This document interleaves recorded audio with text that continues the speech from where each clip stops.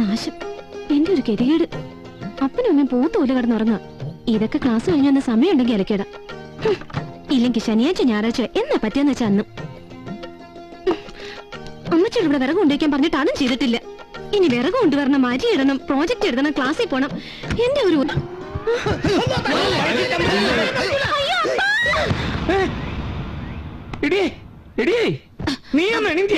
നമ്മുടെ മോളുടെ ഓളിയല്ലേ ആ കേട്ടെ? ഓളിയോ? ഞാനൊന്നും കേട്ടില്ല. നമുക്കൊന്ന് നോക്കാം. എന്റെ നൈറ്റി ആദ്യം ആ നൈറ്റി ഉടുത്ത മനുഷ്യ ആളുകൾ കാണണ്ട. എന്റെ ലുങ്കി നീ ഉടുത്തിരിക്കും, അത് ഞാൻ ഉടുത്ത. അതങ്ങ് താ മനുഷ്യൻ പറഞ്ഞു വെക്കാൻ നേരമില്ല. മോളെ മോളെ കവിതേ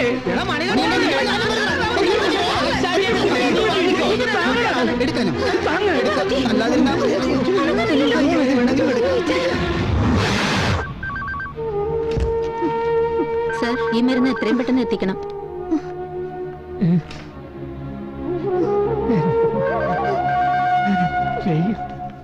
എന്തേ?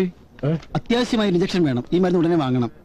നമ്മള് കാരണമല്ല ആശാന്റെ മൂക്കി എത്തിയത്. അതുകൊണ്ട് മരുന്ന് വാങ്ങിച്ചു കൊടുക്കാതിരിക്കാൻ പറ്റില്ല. നീ പോയി മരുന്നടിച്ചേച്ചു വാ. അല്ല, മരുന്ന് മേടിച്ചോണ്ട് വാ. ഞങ്ങള് മുകളിലേക്ക് വാ. പെട്ടെന്നല്ലേ? ഞങ്ങൾ ആശാന്റെ കയ്യിരിക്കുന്ന വാങ്ങിച്ചുകൊണ്ട് വരട്ടെ.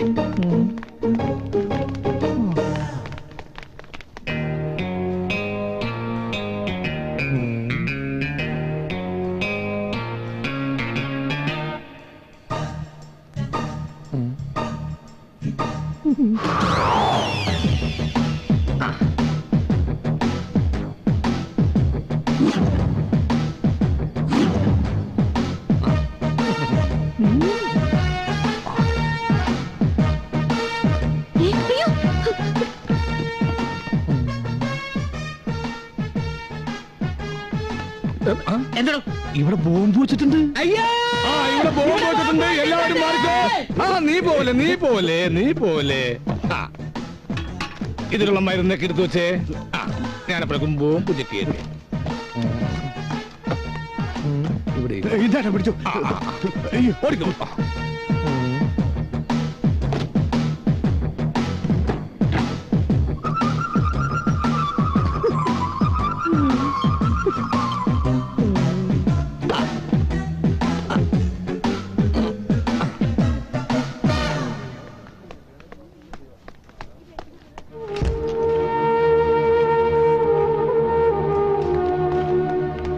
ആശാനെ, എഴുതിയ മരുന്ന് മുഴുവനുണ്ട്.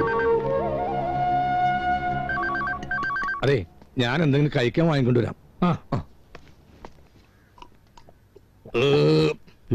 ഇപ്പഴാ സമാധാനം ഏത്?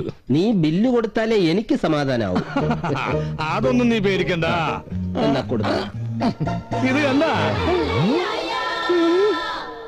ചതിച്ചടാ. മെഡിക്കൽ ഷോപ്പിൽ നിന്ന് കാശാണെന്ന് കരുതി എടുത്തത് ഇതായി പോയി. ഇനിയിപ്പോ എന്താ ചെയ്യാ? മാനേജർ ഇത് അവിടെ ഒന്ന് നോക്കുന്നുണ്ട്. ഒരു വഴിയുണ്ട്.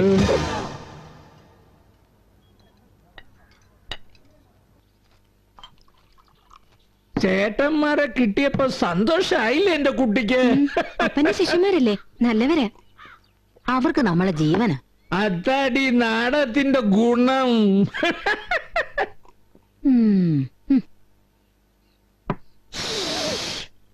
നിനക്കറിയോ, അഭിനേതാക്കളെന്ന് പറഞ്ഞാൽ ശരിക്കും ദൈവങ്ങളാ.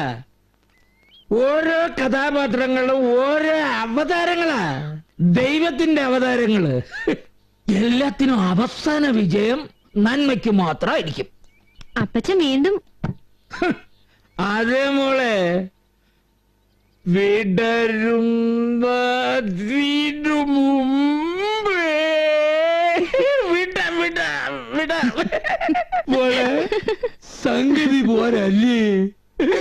വിടരുന്നതിനു മുൻപേ കൊഴിയുന്നു നീ മെല്ലെ, വിട ചൊല്ലിടും മുൻപേ വിധി കൊണ്ടുപോയ.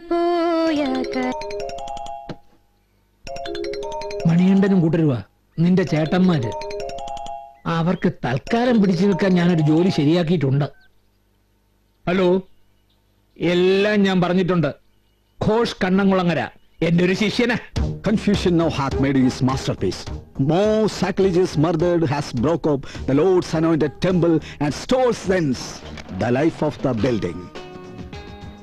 ഒന്നും മനസ്സിലായില്ല അല്ലേ? Very good. ഒന്നും മനസ്സിലാവരുത്, ആർക്കും ഒന്നും മനസ്സിലാവരുത്, ഒരു സംശയവും തോന്നരുത്. അതാണ് നമ്മുടെ ജോലിയുടെ രഹസ്യാന്വേഷണത്തിന് മുഖമുദ്ര. നിങ്ങൾക്ക് ഞാൻ തരാൻ പോകുന്നത് ഡിറ്റക്റ്റീവ് ഇൻവെസ്റ്റിഗേഷൻ ആണ്.